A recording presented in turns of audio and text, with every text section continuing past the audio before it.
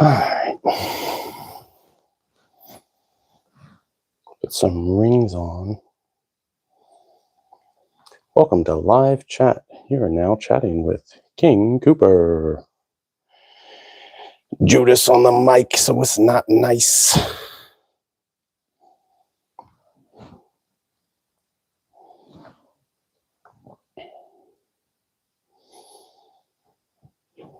Alrighty. Get this one going. Test 1, 2. Alright, I am about ready to roll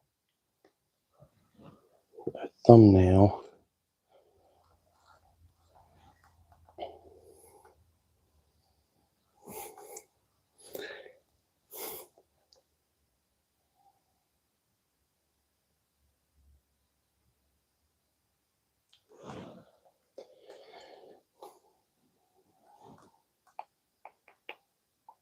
We are getting things ready. Wrecking and rapping. When we wreck, nobody knows. When we rap, only for the hoes. Alright.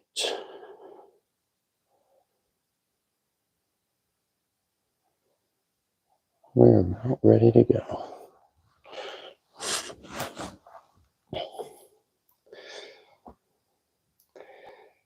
It's Wreckin' and Rappin', a podcast with a purpose to save humanity and enlighten the dark. I'm your host, King Cooper. Congratulations, you ran into Missing No. Your reward is 128 rare candies. How will you spend it?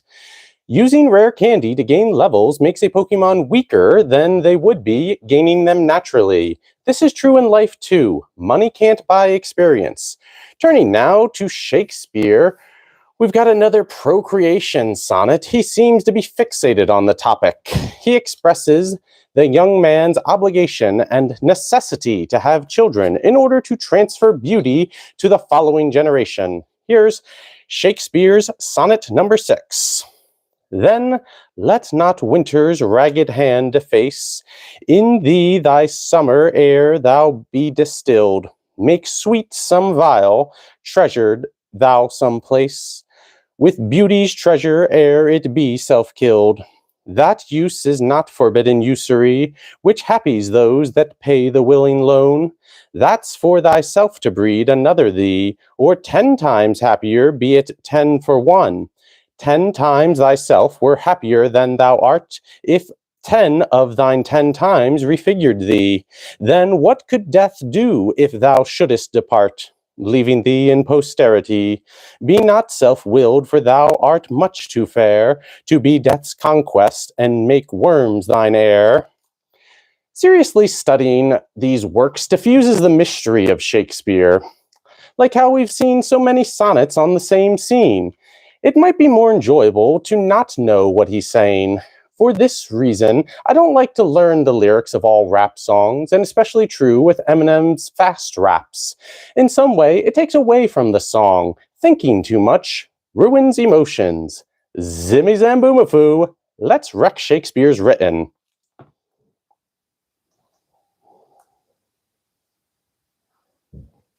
What up, chat?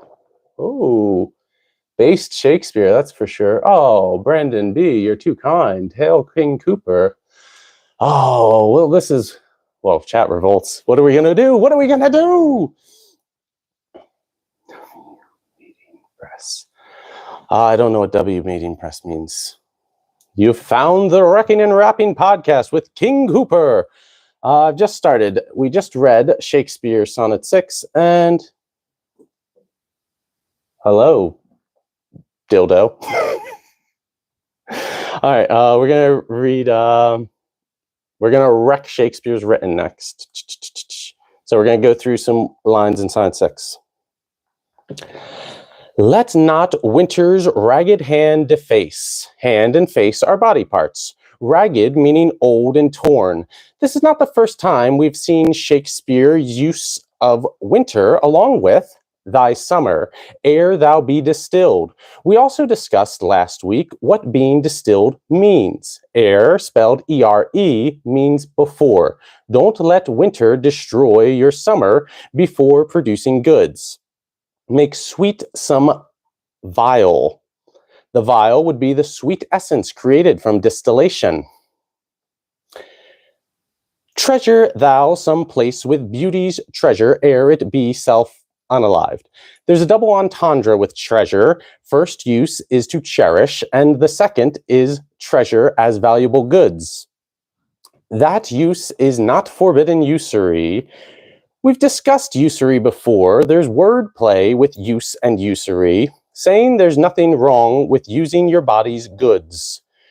Which happies those that pay the willing loan. Loan is a reference to usury, saying those that go into this debt, the debt is having kids. Those that have kids are happy to pay the price. The next section gets fun, sounding a little more like modern rap,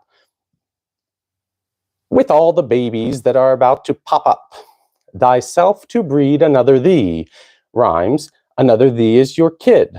Or 10 times happier, be it 10 for 1, you are the one and 10 are your kids, being proportionally happier with each one. 10 times thyself were happier than thou art, if 10 of thine 10 times refigured thee. This is the rapping-esque flow I mentioned. I take this to be that your 10 kids, each having 10 kids, makes you 100 times happier than thou art now. Then what could death do if thou shouldest depart, leaving thee in posterity? Depart like unalived.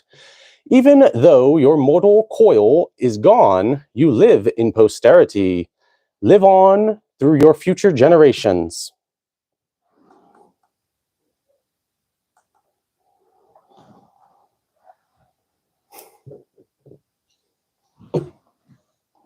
Nicola, I like you. Whoa. Using some massive language there, chat.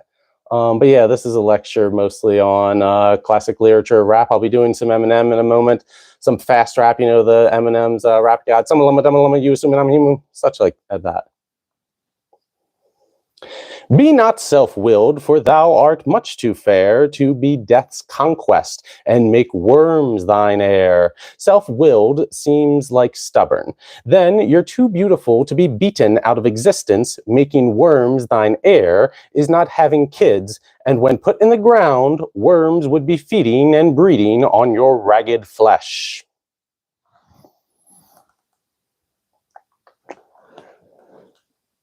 There's a part where I chose to say unalived a couple times in explaining Shakespeare. Part of the reason the show is what it is to teach new words and phrasing in order to say censored words. We can't even begin to have a conversation because the important topics are blocked.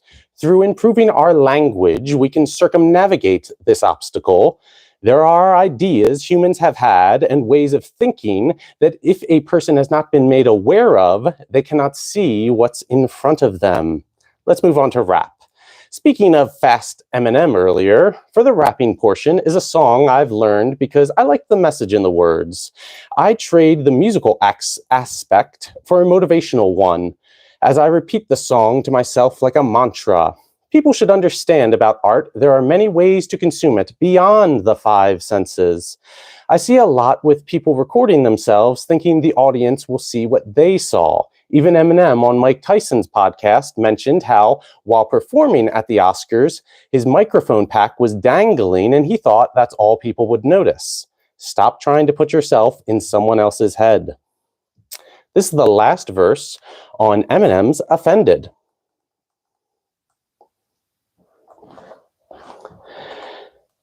Now my dough's a mountain to a mountain. It's rise to high to count it. Never asked to be rich. All I did was wish I had a dime for every time that I was doubted. But then I think about it, and then I'm enraged because I just figured out if I was paid for the time I spent to put pen to the page, it'd be minimum wage. But it's embedded in my head, never hunted for the bread and butter. One was to be the one they're scared of, but I'm never going to get the credit for sweat and blood to put up in the pen. And when I down the wood, would they put me on a pedestal? Forget I was ever this incredible. I guess very harder than ever because I made to get another opportunity again to spend many people as I can, simply because I can. Time to break down the bars. My dough's a mountain to a mountain. Dough is slang for money. A mountain to a mountain is good wordplay. He has a pile of money.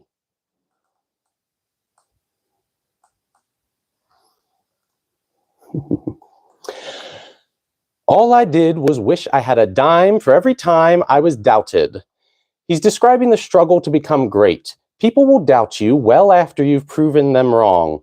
There is a play on the expression, if I had a nickel for every time blank, using dime to rhyme with time. There's also a lot of money talk. Dough, rich, dime. Coming up will be paid and minimum wage. I just figured out if I was paid for the time I spent to put pen to the page, it'd be minimum wage. Continuing the struggle to be great, if he were paid by the hour as a normal job is, despite being a multimillionaire, he has spent so many hours working his craft that the dollars per hour would be low. I never hunted for the bread and butter. What I wanted was to be the one they were scared of. This was never about money. Being the tip of the spear is the point that cuts. That's what people fear. He was bullied as a kid, made to feel weak. He made himself strong. I'm never going to get the credit for the sweat and blood I put up in the pen. Even after all he's accomplished, some people don't consider Eminem a top 5 rapper because of his skin tone. Still, he must keep pushing. A dime for every time he was doubted. Also, bread and butter and credit are money terms adding to my list. Please take a moment to subscribe or follow the channel. Also, I got a shout out for a friend of the show, Strong Lead Hook, a new YouTube channel. Link in the description. Not fire. How could you say such a thing? That's the rap god. Franklin, bro, is William Shakespeare. Nah, man, this is Shakespeare. Who am I? King Cooper. What do I do? Oh, I mean, currently I'm just studying all these words. What do we got up next? Well, I'm going to do Rec of the Week and then This Week in History. But, after Rec of the Week, we'll do Marcus Aurelius's Meditations. But first, I'll get some water.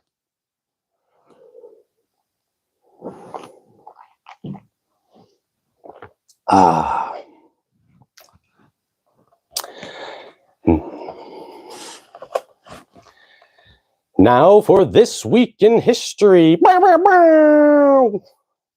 Sorry, I'll redo that one.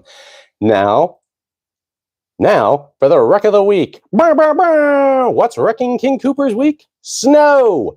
I live in the American South and no cap. Places shut down over the thought of snow. Daycare was closed and I had to spend a lot of time with my kid.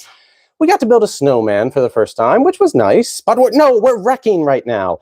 It was below freezing for over a day. I ran out of sliced bread. Next time they call for snow, I'm running out and buying a dozen loaves of bread. Now, with all this wrecking, I need to calm down with some meditations. That's Marcus Aurelius's Meditations. We're up to number 13. From Catullus, not to spurn a friend's criticism, even if it may be an unreasonable complaint, but to try to restore his usual feelings, to speak of one's teachers with wholehearted gratitude, as is recorded of Domitius and Athenodotus, and a genuine love for children. To go over some of those lines, not to spurn a friend's criticism, spurn, rejecting with disdain, or a strong rejection. They are your friends for a reason, unless they shouldn't be. When they criticize, remember that they want what's best for you. If they don't want what's best for you, then drop that sack of potatoes. It's hard to realize when in that situation, criticism could have been a constant in your relationship to where it seemed like a normal thing you've always done. When in reality, there are people that see the success of others, thinking they deserve more, then sabotage what they can.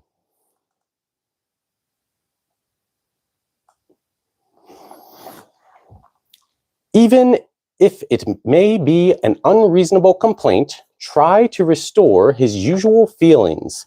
An unreasonable complaint would likely come from them not being able to understand the emperor's situation, so they offer advice that doesn't exactly fit the bill. trying to restore their usual feelings is remembering they want what's best. So look at the complaint from whatever angles you can, trying to distill the essence of what they see. Then attempt to fix it with your own judgment. Speak of one's teachers with wholehearted gratitude. You wouldn't have the perspective on life you do without your teachers. They helped make you. Be grateful for any advantage they've given. I said before, if someone doesn't explain a concept you've never encountered, there is so much information in the world that your brain won't bother recognizing the foreign. Learning new things is hard. It makes you feel inadequate and that the new information isn't necessary. You've gotten this far without it. Listen to the king. We've only just begun. Sir Isaac Newton once said, "If I have seen further, it is by standing on the shoulders of giants." What did he mean by that? He's being humble. If I've seen further, then he gives credit to those he's learned from, his teachers. Marcus Aurelius mentions Domitius and Athenodotus. Domitius is likely Quintus Juniatus Rusticus Domitius, and I couldn't find anything on the name Athenodotus. They were both teachers of the Roman emperor and philosophers in their own right.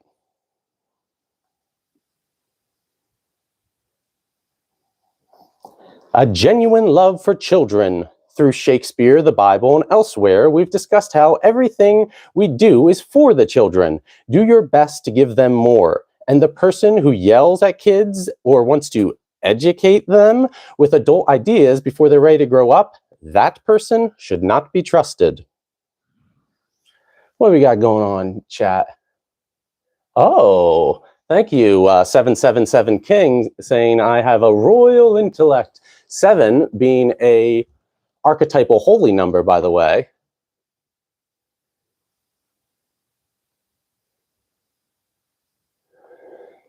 M. Rawi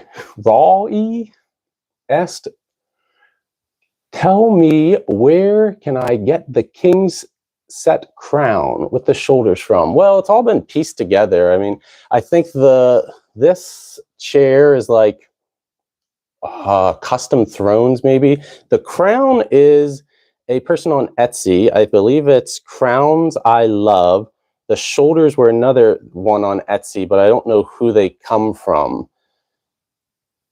Oh, you're the Red Baron. That'd be a good. We're going to do this week in history soon, but the Red Baron would be a good topic to cover in history. But I appreciate your appreciation. Thank you. Whoa. When will we change? This is wrecking and rapping, my good sir or madam. I don't know.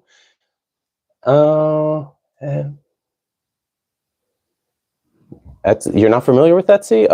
It's a app website where people can create homemade goods, handmade goods. They're not always handmade, but you can sell goods and maybe services. It depends.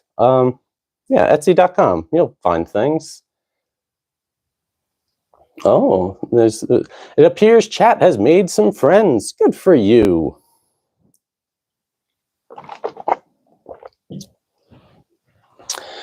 Okay, now for This Week in History.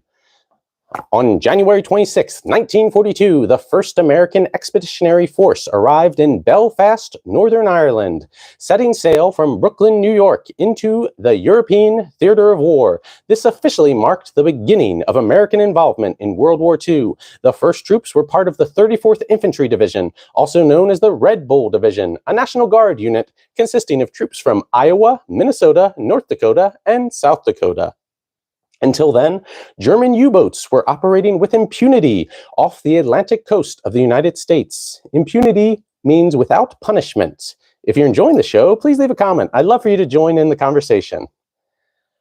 If for none of you would know, but I am a Iraq veteran, Army infantry. So shout out to our boys in the Red Bull Division. A hail, infantry! Ooh, there's a big message in chat. Wow. All right, now We'll be reading the Bible next. Amen. Amen. Amen. Psalm number 5 is a morning prayer by David that asks God for guidance and deliverance. Here is Psalm number 5. Give ear to my words, O Lord. Consider my meditation. Hearken unto the voice of my cry, my King and my God. For unto thee will I pray. My voice shalt thou hear in the morning, O Lord. In the morning will I direct my prayer unto thee, and will look up. For thou art not a God that hath pleasure in wickedness, neither shall evil dwell with thee. The foolish shall not stand in thy sight. Thou hatest all workers of iniquity. Thou shalt destroy them that speak leasing. The Lord will abhor the bloody and deceitful man. But as for me, I will come into thy house in the multitude of thy mercy, and in thy fear will I worship toward the holy temple. Lead me, O Lord, in thy righteousness, because of mine enemies. Make thy way straight before my face, for there is no faithfulness in their mouth. Their inward part is very wickedness. Their throat is an open sepulchre. They flatter with their tongue. Destroy thou them, O God. Let them fall by their own counsels. Cast them out in the multitude of their transgressions, for they have rebelled against thee. But let all those that put their trust in thee rejoice. Let them ever shout for joy, because thou defendest them. Let them also that love thy name be joyful in thee. For thou, Lord, wilt bless the righteous, and favor wilt thou compass with him as a shield. This is the word of the Lord. Going over some of those lines. Give ear to my word, an invocation of the muses, asking to be heard. Also, consider my meditation. That reminds me of Marcus Aurelius's Meditations. For thou art not a God that hath pleasure in wickedness, neither shall evil dwell with thee. I come at this from the perspective that God is good by definition, the good. Saying the world is mind, believing our words and thoughts create the reality ahead of us, people will pray to the devil, telling themselves some story about his beauty. But at the end of the day, he rebelled against God. If the devil is their good, God must be their bad. Then the devil is themselves. They connect with that role of the fallen. Understandable. I don't see myself in God. God is in me. In verse 5, the foolish shall not stand in thy sight. Thou hatest all workers of iniquity. Iniquity being immoral or a conscious decision to go against God's will. God is the head. There is no debate. You're either with or against. I couldn't conceive of a more foolish act than to go against the creator of the universe. It says they shall not stand in God's sight. There is shame felt with iniquity. That's why people will dull their senses with substances and avoid looking at the light that reveals all.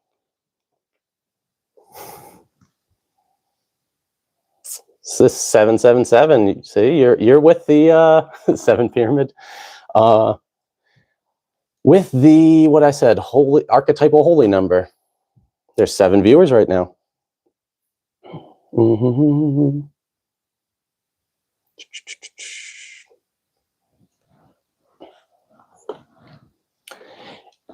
In verse 6, thou shalt destroy them that speak leasing. The Lord will abhor the bloody and deceitful man. Leasing here means lying. Someone will see God destroying as cruel. They have destroyed themselves. Turn into the light at any time, freely, seek forgiveness, and receive it. Verse 7, multitude of thy mercy is a nice rap. And in thy fear will I worship toward the holy temple. We covered in a previous psalm, rejoice in fear and trembling. Note this worship is toward the holy temple. You're not there yet, and now is not a time to relax. In verse 8, make thy way straight before my face. One interpretation could be God asking God not to tempt him or asking to make things easy. This is also a good time to cover the acronym KISS. Keep it simple, stupid. Try not to overcomplicate or overburden yourself. In verse 9, for there is no faithfulness in their mouth. This is the mouths of the leasing liar. Their throat is an open sepulchre. They flatter with their tongues. Sepulchre means a place of burial or tomb. They're already dead. Flatter with their tongues would be in line with lying. Not only would they try to flatter God to get into heaven when Jesus knows you not, they would also try to win through flattery of men. It was said to me recently, the wisdom of men is in vain.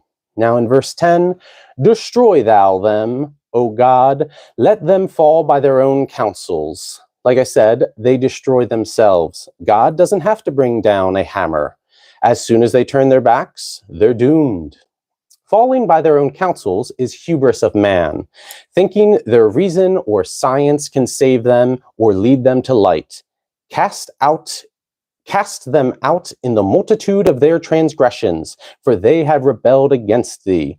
Transgression means to go against God's law, coming from the Latin verb transgredi, which means to step across or beyond. There are limits to man, and when they rebel against God, they have gone beyond the limits. In verse 11, let all those that put their trust in thee rejoice. Let them ever shout for joy, because thou defendest them. Put your trust in the Lord, have faith, and be forever joyful. Don't confuse this with the type of material happiness. Happy because of the Lord, not because of what the Lord gives you. There's also mention that he defendest them. You're taken care of. In verse 12, for thou, Lord, wilt bless the righteous. With favor wilt thou compass him as with a shield. I wanted to draw a connection between compass and when verse 8 asks to make the way straight. Always asking for help and protection to be shielded. We can move on to philosophy. Oh, peace, Red Baron. Get some water going. Water way to water.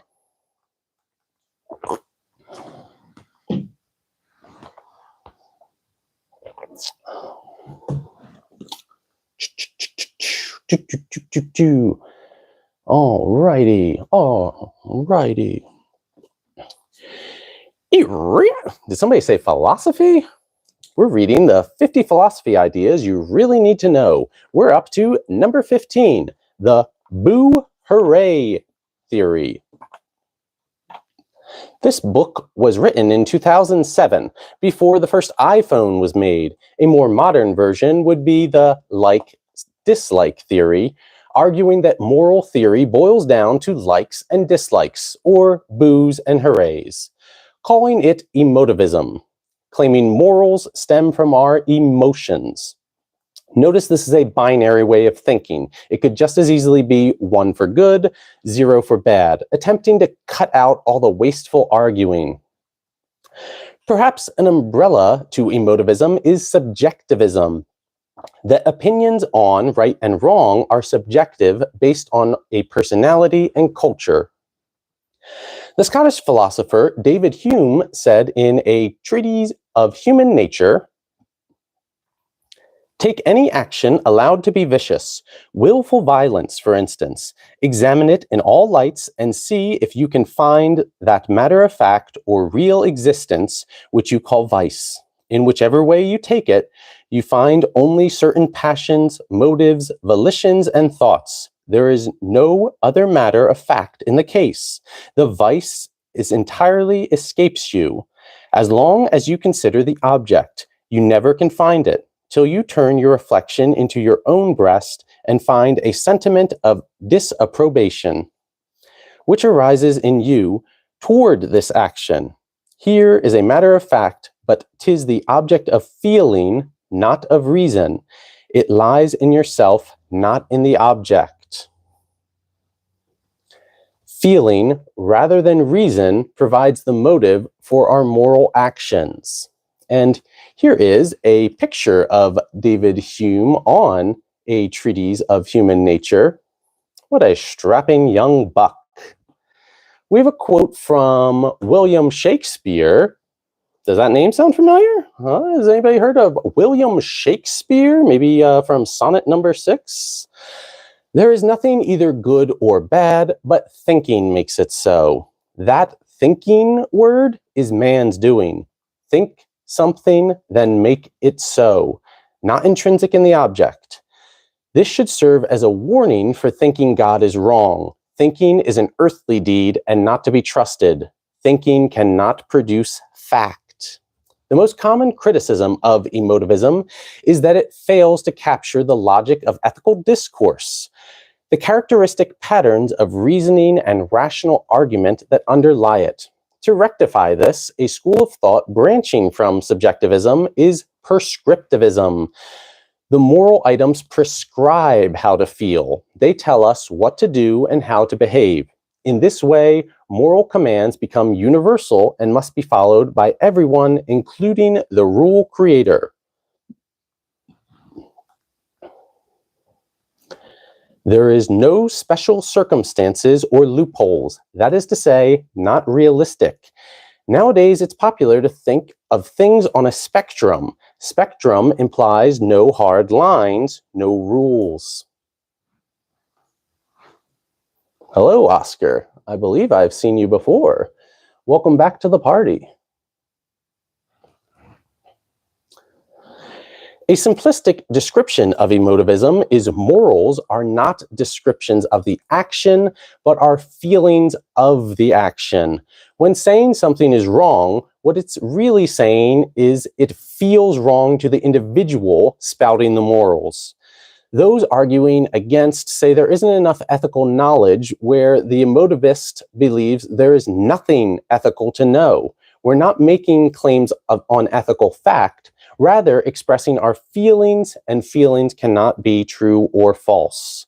Since there is nothing to debate on action, people are simply advertising their morals, or a more common phrase today, virtue signaling. In 2025, virtue signaling is back on the menu, boys. Possibly more than ever, people are saying, look at this thing, isn't it bad? Forcing you to agree with them, or you are also bad. In reality, they've gotten hooked on a storyline that brings with it a set of rules. Don't follow the rules, and you can't be a part of the story, because people living happy, moral lives outside of the rules means their story is a fiction. The reason I've been aggressive on a lot of topics is because I understand these people are just trying to get their foot in the door, then lead us on to the next crazy idea. I am happy, I am good. No amount of earthly thinking and words will convince me to betray myself. Be gone, Satan. Are you ready? We've got math. The numbers are 7, 2, 6, and 2. What I would do is 7 plus 2 equals 9. 9 times 2 is 18, and 18 plus 6 is 24. Congratulations! Yay! We've done it! We've got some math. Oh, I love a good multiplication by 9. So, of course, we should cover the finger trick for multiplication by 9. Hold up your 10 fingers, and when you put a finger down, the finger still up will be your answer. Left of the down finger is the 10 digit, and the right is the ones digit. So we have 9, 18, 27, 36, 45, 54, 63, 72, 81, and 10 times 9 is 90. Now, I argue that everyone should memorize the multiplication table up to 15 times 15. So 9 times 11 is 99, times 12 is 108, times 13 is 117, times 14 is 126, and 9 times 15 is 135. You've learned something today. Final thought, you're sitting at the steering wheel. Take hold of it. Thank you for listening. I hope you have a nice day. Goodbye. All right, so that's the end of my recording. I'm glad you enjoyed yourself, Mystery King. I enjoyed having you, and I enjoyed everybody else that wasn't able to join in on the conversation. It was a nice night, wasn't it? Oh, what a night. Anything else from my fellow kings and queens out there before I sign off? Whoa! Flizzo in the chat! Flizzo in the chat! Flizzo in the chat! Longtime viewers would recognize Flizzo from Wrecking and Rapping podcast. I don't know if you just showed up, Flizzo, but I've finished recording this week's episode. Oh, and Alex Cooper. Wow. How overlooked am I? Well, this is the first time you said anything. Oh. Alex in the chat. Alex in the chat. That's my sand people impression. That's not, I guess sand people is an offensive term. But there is no editing the live. You said the Etsy link for that guy. That's fun. I guess I missed it. If you said anything earlier.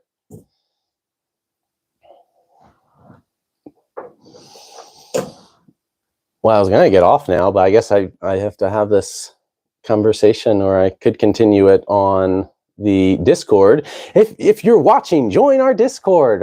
The link is in my YouTube channel, I believe. Like, you go to the channel home. Also, Alex and Flizzo, for the YouTube, I have a little tiny mic. Because I said I'm trying to get my shoes in the frame. So I've got to get the camera further away. I got to get a real teleprompter then. And I'll have these tiny, there's a lapel mic maybe. And yeah, that's about all. I mean, Mystery King really did enjoy himself. I'm so glad. By the looks of that name, like I said, the archetypal holy number, King, mystery. This is a lot of, what is the esoteric knowledge?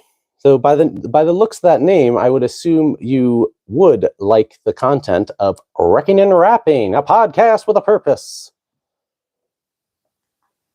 Well, that's good. Oh, what a night. Back. I guess this is all I have now. I'm going to say my goodbyes. Mystery King, you should, subscribe, that's it. And I don't know, I guess I try and be around Mondays at 6 to record these live, if you want to see live again. But this episode will be out Saturday morning. Farewell for now. I've enjoyed the company. I love you all. Mwah, mwah.